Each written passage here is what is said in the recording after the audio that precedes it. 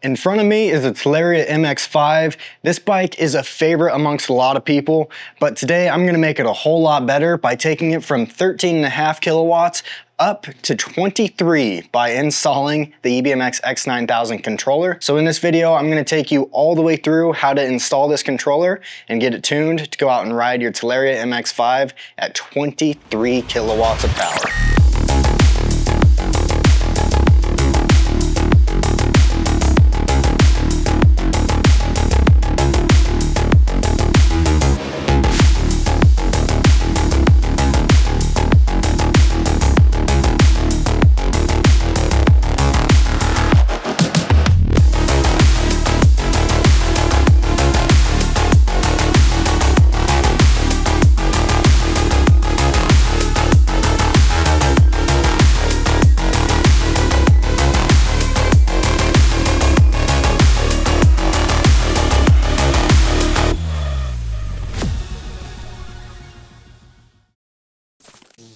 Let's dive into the actual package with the EBMX X-9000 controller in it. We'll go ahead and get this opened up, show you everything that it comes with. On the top here, there is a user guide. This has got all sorts of information on it. This is very crucial information. Be sure to hold on to this and reference it during the install. This will also take you to the community on Facebook. If you have any issues on installation, that is a great place to go. The actual EBMX tuners are inside of that community, so be sure to hold on and reference this card as needed. Now we've got the actual X-9000 controller itself. I chose red for this bike to go along with the theme that we've got on it. This controller has got a blue, a green, and a yellow motor wire input, as well as a positive and a negative, and then all of the wiring that is going to get connected to this, including the thumb throttle and display, gets connected here. Diving further in, we've got the SW102 display in a box in this package. This is a nice, simple display. Provides all the information that you need to see while you're out riding, as well as allows you to change the gears and modes on the bike. You can upgrade to EBMX's color display if you would like to, but this is the display that comes with the X-9000 kit. There's also the thumb throttle. This is programmable in many different ways. You can use it as a clutch, you can use it as regen, or you can use it as an actual throttle itself. This will get installed on your handlebars. This is the Bluetooth dongle. You want to make sure you plug this in so you can access the app on the phone. And this is EBMX's 2-to-1 cable. This will go into both the display as well as the thumb throttle. And the last thing that's in the kit is a bunch of mounting hardware. Be sure to use this hardware when you're installing into the controller. You do not want to use the OEM hardware that comes with. This hardware is specifically designed for the X-9000 controller. Now when you order your EBMX controller, your vendor will likely give you the option of which bike you're going to be installing it onto. This is the Talaria installation harness. So be sure that your kit also has one of these. This is going to be crucial for getting things installed into your bike. It comes with mounting hardware for the controller to go onto the bike itself, as well as the controller to communications cable. This is a very important cable and you must have it to install onto the Talaria MX5. On the back of the controller here, we have got multiple connection points. This medium-sized connector here is for the 2-to-1 cable. You can line up and plug in the 2-to-1 cable when it's installed on the bike. The smaller connector here is for the Bluetooth dongle itself, so those will plug into each other. The red connector that you see here will not be used during this install. This is used for custom installations. It will not be used for the Talaria MX5. This larger connector, you can remove this cap, and this is where the Talaria harness will actually plug into, and then this will plug into your OEM wiring harness from there. On the far ends, you will have both of your battery leads, so your positive and your negative. You want to make sure that those battery leads are facing up when you install them. And then you've got the actual motor wires. You've got a blue, a green, and a yellow. Those are all labeled here with BGY. Now that we've got the X-9000 unboxed and a better idea of what it's going to take to install this, let's go ahead and get into the installation itself.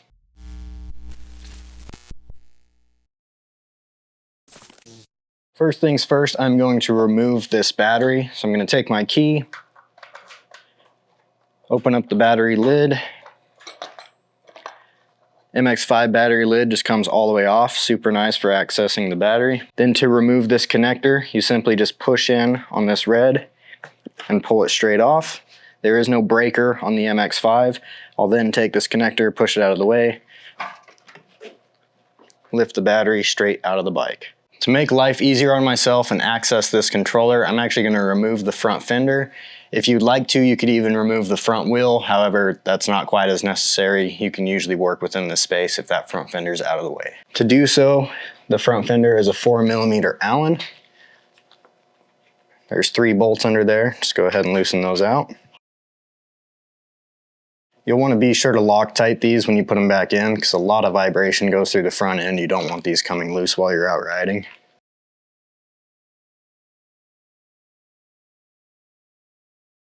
Now I'm going to remove the horn cover. This is a 3mm Allen. There are 3 screws in total. One on the left, one on the right, and one right above the horn. This screw right above the horn is extremely hard to get to without removing the front fender. And now using a 4mm Allen, I can go ahead and start to remove the controller bolts. There are 2 on each side.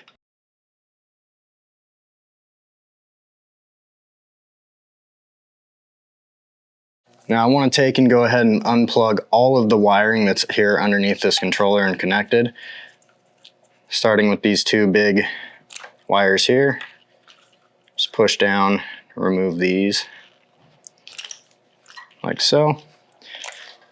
And then I can remove the negative, the positive, and all of the motor wires from here. You just take a 5mm Allen and unscrew those.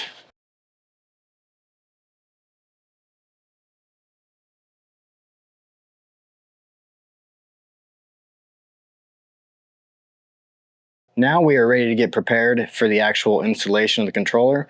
To do that, I'm going to get the handlebar and accessories ready and already mounted to the bike. So I'm going to go ahead and remove this key switch utilizing a 3mm Allen. Just undo both of these bolts here.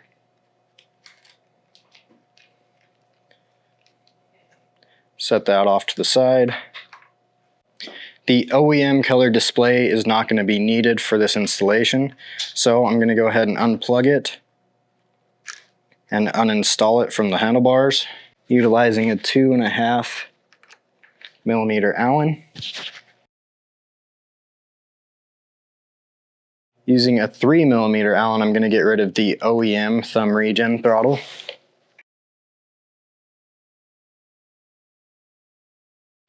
And I will also unplug that. Now with these 2 connectors that I just unplugged from the regen throttle and the display, I'm going to go ahead and heat shrink over those. So I cut some heat shrink to size. And you'll just heat it up and crimp the top. Do that on both connectors.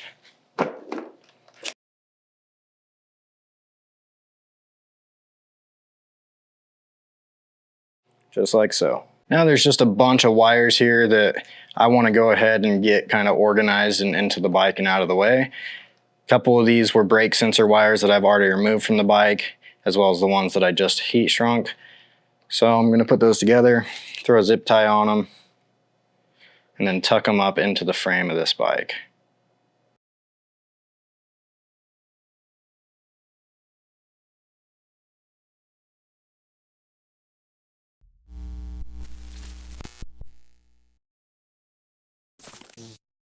Now I'm going to install the thumb throttle that came with the EBMX X-9000 controller, utilizing a 3mm Allen.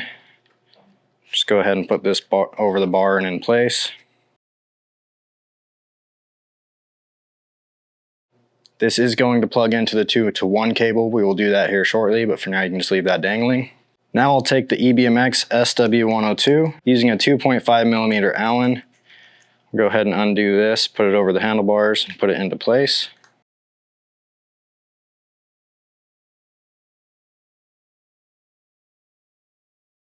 Now I'll take the 2-to-1 cable that came with the controller. Green from the display goes into the green on the cable.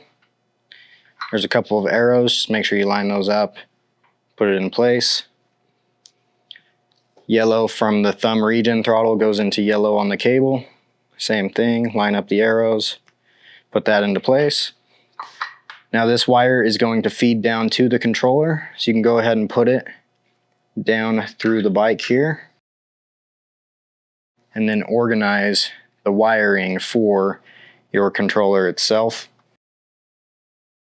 I typically take some zip ties. Once I put these into the place that I want them, I zip tie it to the handlebar. I make sure that when I'm turning the bike, nothing is getting stretched or pulled wrong, and then those can sit at home. Then we can go ahead and reinstall the key onto this bike.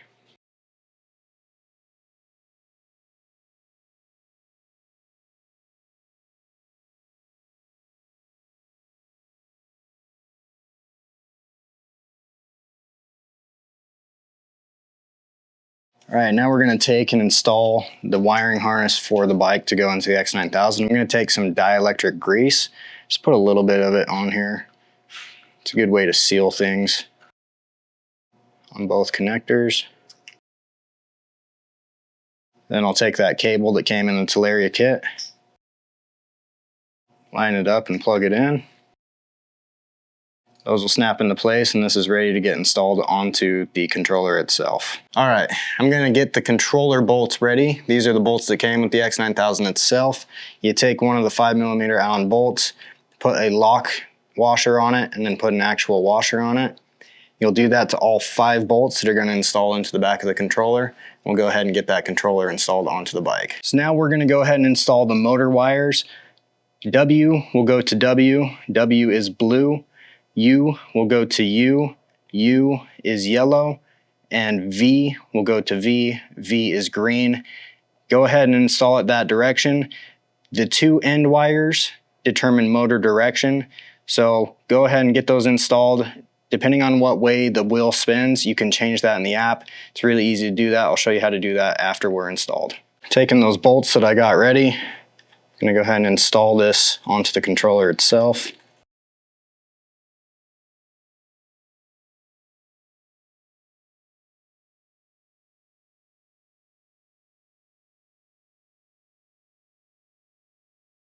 Now that the motor wire is installed, we can go ahead and install the battery leads. Black goes to negative, red goes to positive. Very, very crucial that you get this one right. So just be sure to double check it. Go ahead and get that installed. Make sure your battery leads are facing upwards when you install them, not down, because you will stretch the wires in the wrong way and it won't reach the battery at that point. Now that all the wires are installed, you just want to check, make sure that none of them are loose. Very important that these all stay tight. And those look good.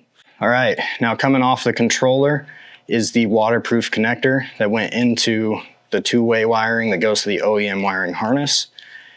I'm gonna go ahead and get this installed. I'm just gonna put a slight amount of dielectric grease on here. Doesn't take a lot. We'll go ahead and align the 2 arrows, get those lined up, and screw this connector together. Make sure that's nice and solid. I typically like to put electrical tape around this connector just to make sure that it is double waterproofed.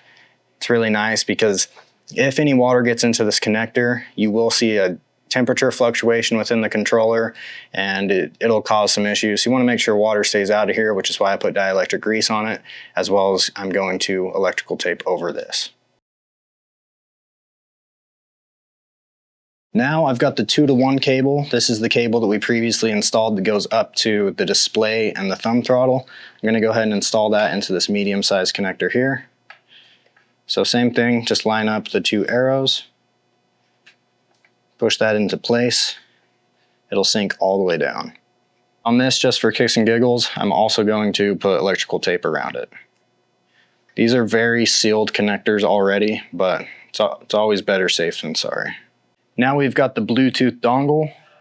We'll go ahead and install that into the back of the controller as well. Same thing, just align the 2 arrows. Go ahead and install that. Put a little bit of electrical tape around this as well. Forgot to put these covers on, so make sure that you do that when you go ahead and install these into the controller. Now that my wiring for the power connectors is on, I'm just going to slide this back over the top. Not that it really matters much, but just put that back in place. So now make sure you just have both your covers back on, and we can go ahead and install the rest of the controller to the bike. All right, now we just need to find a home for all this wiring before we set the controller into the bike. So these connectors, I usually just push up, get them nice and out of the way up here. This larger connector will go down, as well as this connector here. And this wire, so all of this will kind of go down into here in front of the motor. And then you can find a place to zip tie this Bluetooth dongle to. Doesn't really matter where you put this, just make sure that it's in the bike and not really moving when it is in the bike. That way it doesn't get damaged by rattling around. All right, now I've made as much room as possible for this controller to set back into the bike. So just put the wires up and down, and now we can actually get this into position. You want to make sure that this rear brake cable goes behind the controller. Just go ahead and start feeding that up, moving wires as you go. Make sure you get it all into position. Then I can install the bolts into the side brackets. These are the bolts for the side brackets. It's a 4mm Allen, and then there's also a spacer. This spacer is going to go in between the bracket and the controller, and the bolt will go through and connect to the controller.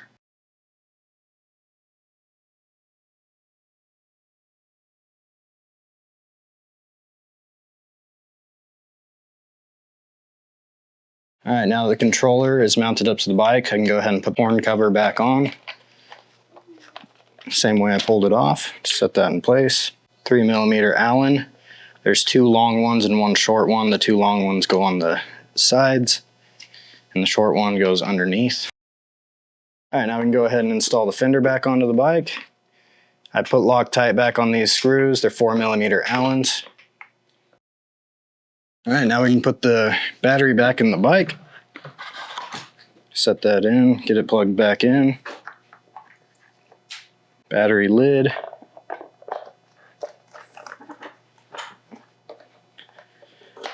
Time for the moment of truth. And the bike turned on, so we're in a great place. We can go ahead and get this thing tuned now. I did keep the OEM light switch, that still works, and the horn button. That still works really well. But now we can go ahead and download the EBMX X-9000 app. That app, you can scan the QR code on the back of the card that came in the box. Go ahead and get that downloaded, and then we'll dive into tuning this bike.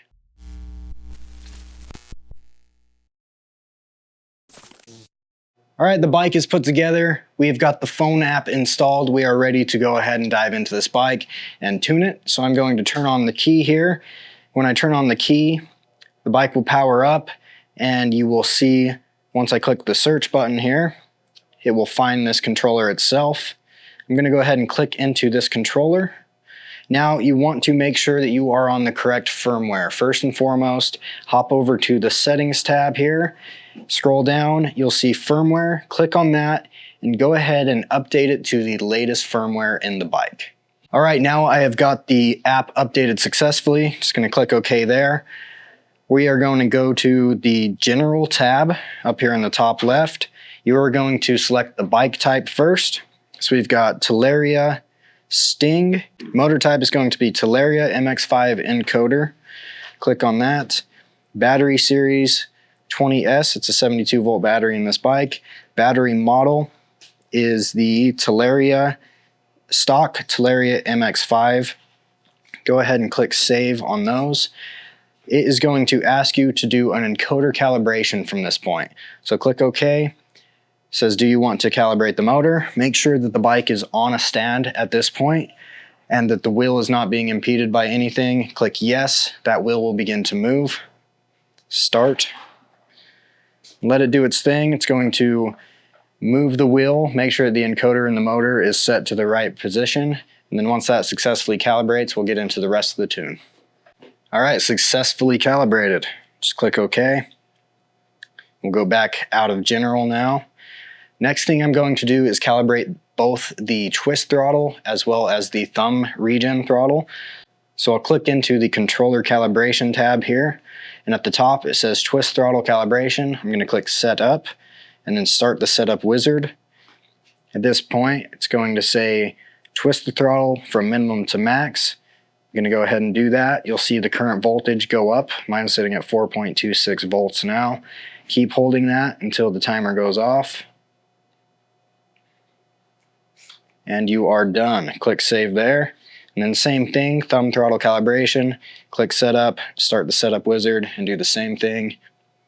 Once it tells you, you'll go and push the thumb throttle all the way in. Now I'm at 4.24 volts. Keep holding that down. And you are done. Now that you are done with the thumb throttle calibration and the twist throttle calibration, just go ahead and click save. Save successfully, and we'll move on to the rest of the tuning. All right, we are ready to get into the modes and levels of the bike. So let's go ahead and go over to the modes and levels tab.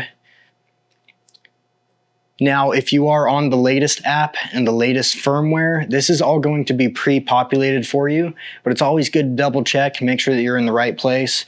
So I am not on the latest firmware. These guys will be updating this within the next couple days. It'll be updated before this video actually launches.